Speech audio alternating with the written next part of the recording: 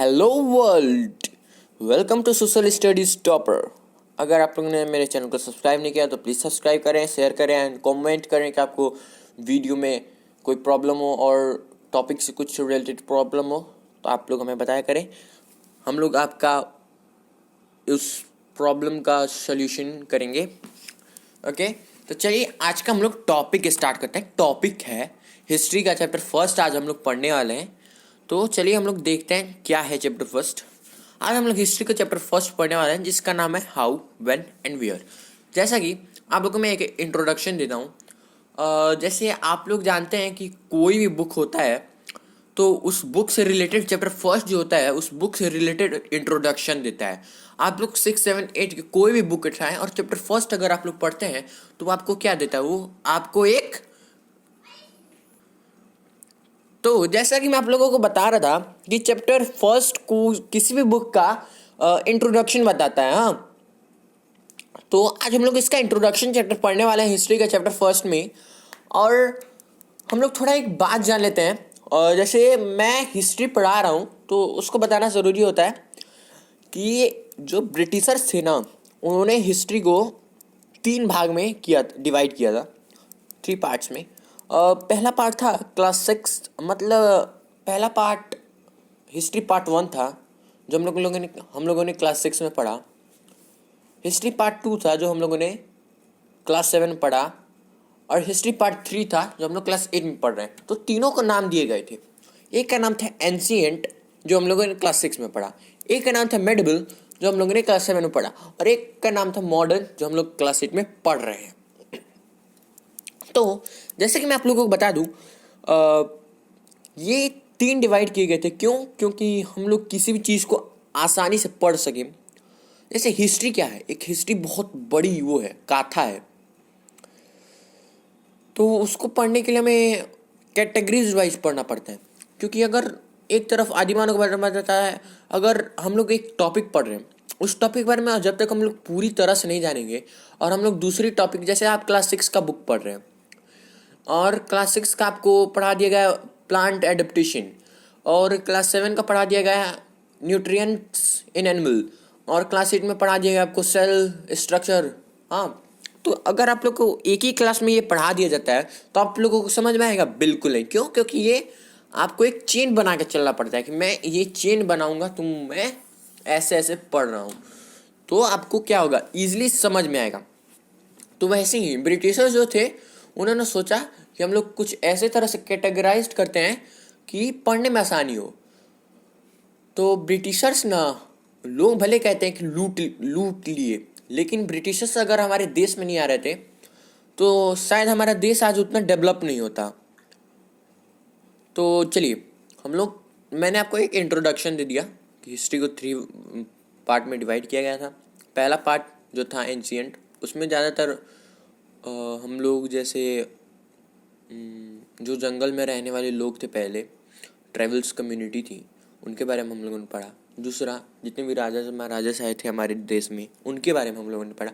और तीसरा, मॉडर्न पूरा का पूरा ब्रिटिशर्स पे है। तो चलिए आज हम लोग स्टार्ट करते हैं अपना चैप्टर फर्स्ट हिस्ट्री का। और मेरा एकदम फुल टू द पावर है कि मैं आप लोगों को एकदम और अच्छे से पढ़ा रहा हूँ। जैसे कि एक बच्चे का कंप्लेन था कि सर थोड़ा बैकग्राउंड अपना सही करें, तो मैंने इस बार एकदम HD क्वालिटी में आप लोगों के लिए वीडियो लाया हूँ। तो चलिए स्टार्ट करते हैं अपना टॉपिक।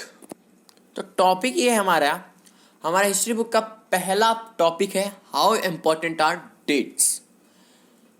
डेट्स जो हैं वो कितने इम्पोर्टेंट हैं इसके बारे में हम पढ़ेंगे। तो अगर आप लोग चाहें तो नोट्स आप लोग अभी, तो आप लोगों के लिए नोट्स की मैंने वेबसाइट नहीं बनाई है, पर बहुत जल्दी आप लोगों की गूगल पे वेबसाइट आ जाएगी www.socialstudies.com आ रहा है आप लोगों के लिए। जल्दी से जल्दी हम लोग चाह रहे हैं कि आपका नोट्स राइटर रेडी हो जाए, तो उस पर वर्क चल रहा है।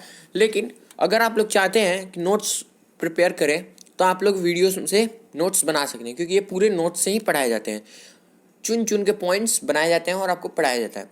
तो चलिए हम लोग स्टार्ट करते हैं। How important are dates. Dates कितने इम्पोर्टेंट हैं? तो एक इसमें बात है कि पहला पॉइंट बोल रहा है कि there was a time when historian were fascinated with what with, यहाँ पे थोड़ी मिस प्रिंटिंग हो गई है, मैं सही कर देता हूँ, फैसिनेटेड विथ डेट्स, ठीक है, आप लोग लिख सकते हैं फैसिनेटेड विथ डेट्स। तो चलिए, आप लोगों ने इसके बारे में जान लिया कि जो एक समय था, उस समय क्या होता था कि हिस्टोरियंस, जितने भी हिस्टोरियंस थे वो डेट से ही पहचाने जाते थे, ठीक है।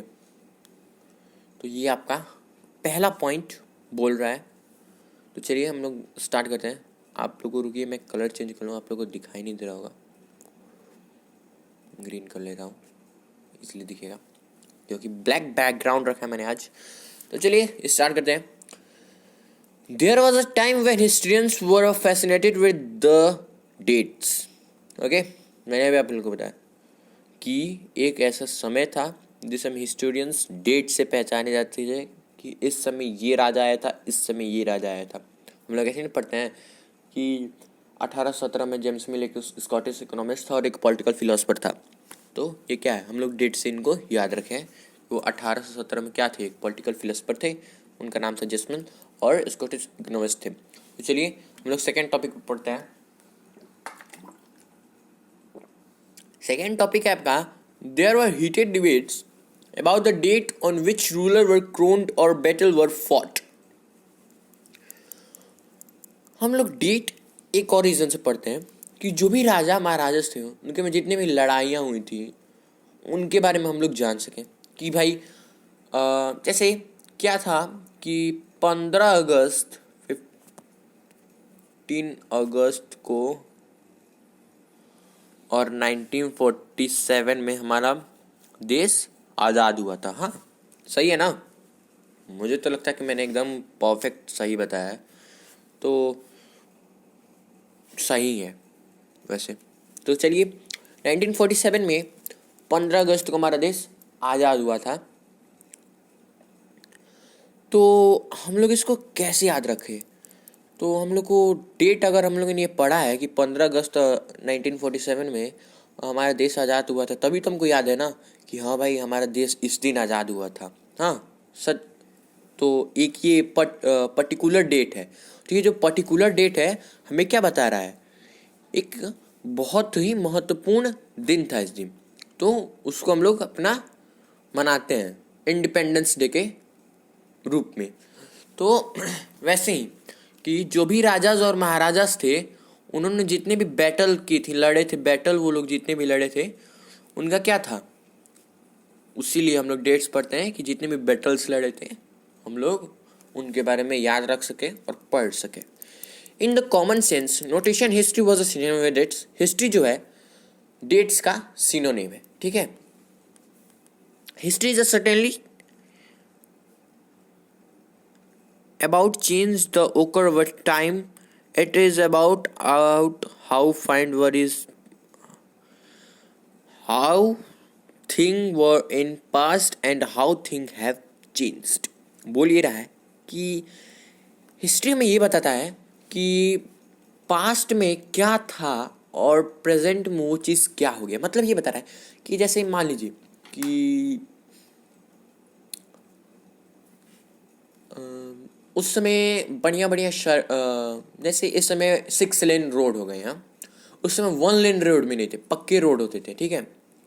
तो ये क्या हुआ है, पास्ट के बारे में बात कर रहा है, मतलब 19th सेंचुरी में पक्के वाले रोड होते थे और 2060 में 6 लेन रोड आ गए हैं। तो ये क्या बता रहा है आपको, एक हिस्ट्री तो है, ये बता रहा है कि ये था और इसमें ये चेंजेस हुए हैं। यही हिस्ट्री बताता है कि उस समय ये था और इस समय ये है। तो इसके बारे में भी हमें हिस्ट्री बताता है। इस पॉइंट ऑफ व्यू का मतलब यही था। चलिए हम लोग आगे बढ़ते हैं नेक्स्ट पेज पे। As soon as we compare the past with present, we refer to time we talk of before and after। जैसा कि मैंने अभी आपको बताया कि ये हम लोग क्या कर सकें, कमेंट सेक्शन में बताइएगा, लेकिन मैं बता देता हूँ फिर से, हम लोग क्या कर सकें, उसको कंपेयर कर सकें। हिस्ट्री को कि उस समय क्या था और इस समय क्या है।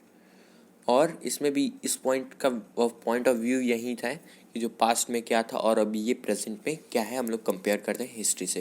पहले क्या था, अब क्या है, या अभी क्या है और आगे क्या होगा। ठीक है, तो चलिए हम लोग नेक्स्ट टॉपिक पढ़ते हैं। विच डेट्स, कौन सी डेट बहुत ज़्यादा इंपॉर्टेंट होते हैं उसके बारे में भी हम लोग पढ़ लेते हैं। The date we select become vital because we focus on a particular set of event important. जैसा कि अभी मैंने बताया कि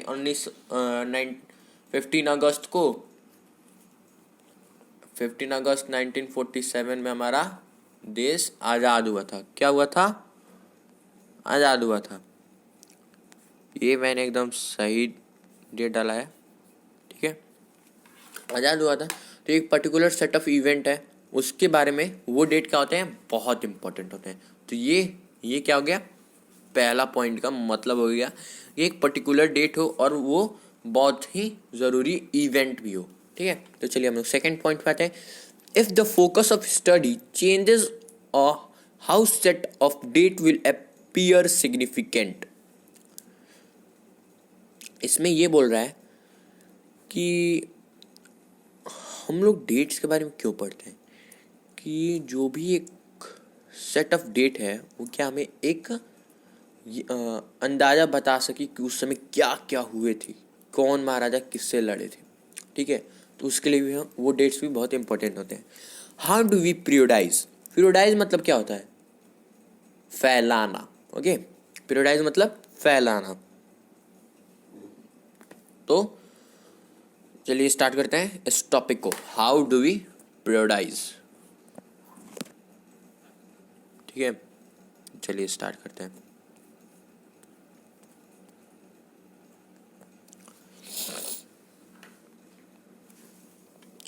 We divide history into different periods in an attempt to capture the characteristic of a time and control feature as they appear to us. ये बता रहा है कि मैंने अभी आप लोगों को स्टार्टिंग में बताया कि हिस्ट्री को हम लोगों ने बहुत सारे पार्ट में कैरेक्टरिस्टिक में क्या किया था, डिवाइड किया था। क्यों? क्योंकि जो डिफरेंट पीरियड है उसके बारे में और जो कैरेक्टरिस्टिक है डिफरेंट पीरियड्स का उसको हम लोग कैप्चर कर सकें और उसको हम लोग आसानी से पढ़ सकें। इसलिए हम लोगों ने इंडियन हिस्ट्री को क्लासिफिकेशन किया। तो अब पढ़ते हैं British classification of Indian history.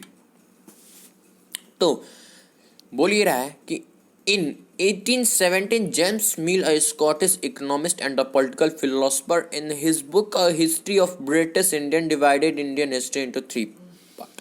जैसे कि मैंने अभी बताया आप लोगों को, मैंने स्टार्टिंग में ही आपको एक डेट ऑफ व्यू के बारे में बताने के लिए मैंने इनका नाम बोला था कि James Mill as a Scottish economist and a political philosopher. और वो जेम्स मिल क्या थे, 1817 में एक स्कॉटिश इकोनॉमिस्ट थे और एक पॉलिटिकल फिलोसफर थे जो हमें क्या हिस्ट्री को उन्होंने ही डिवाइड किया था 3 पार्ट में। जिन उन्होंने कितने पार्ट में डिवाइड किया था, 3 पार्ट में। तो कौन कौन से उनके नाम क्या थे हम लोग उनके बारे में पढ़ लेते हैं।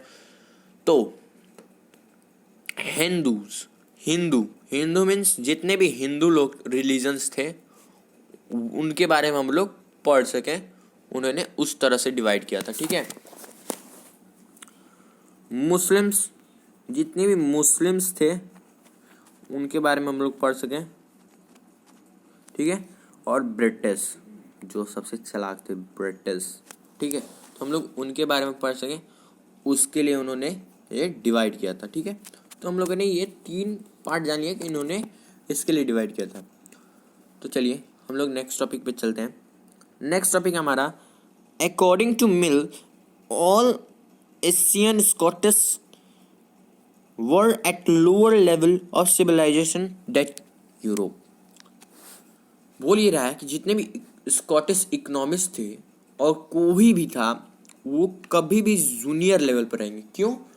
क्योंकि सिर्फ जो भी स्कॉटिश इकोनॉमिस्ट है वो कहाँ का बन सकता है, यूरोप का ही बन सकता है। मतलब यूरोप के हायर लेवल पर रहेंगे और उनके नीचे जितने भी हैं वो लोअर लेवल पर रहेंगे। ठीक है, तो इस पॉइंट ऑफ व्यू का मतलब यही था। चलिए हम लोग नेक्स्ट पढ़ते हैं। नेक्स्ट है another classification of Indian history.